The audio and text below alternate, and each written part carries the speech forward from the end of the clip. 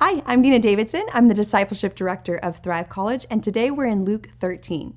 This is one of my favorite Bible verses because for me, it solves a really massive theological problem. So Luke 13:34. O Jerusalem, Jerusalem, the city that kills the prophets and stones those who are sent to it.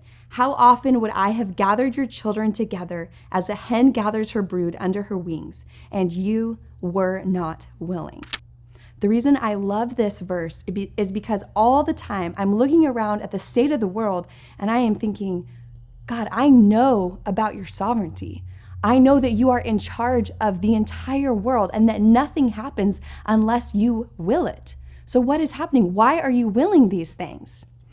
Then I think about this passage. We have God himself, Jesus Christ, standing and looking over Jerusalem and saying, this is what I want to have happen. But it's not going to happen. Why? Because you were not willing. Theologians call this the permissive will of God. And you see, there's a perfect will of God and there is a permissive will of God. The perfect will of God is when everything is just as God wants and wills it to be. The permissive will of God is what God doesn't necessarily want, but chooses to allow. Sometimes we know why, sometimes we don't. Whatever the reason is, we know that God maintains his sovereignty. He's still in control. He will never let his ultimate purposes be thwarted. His plan for the world, his plan for you and I, is still the plan. However, he makes way for human freedom. He makes way for our will and our choices.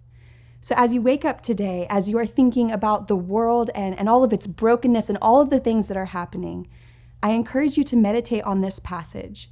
Don't let go of the sovereignty of God. God is still on the throne. God is still in control. But do acknowledge the complexity of living in a broken world, the complexity of knowing that there is an ultimate will of God that will never be thwarted, his perfect will. But it will take time for his perfect will to come to pass. And right now, we live in a season of the permissive will of God. As you're starting out your day, I hope as you gaze on this broken world, that encourages you.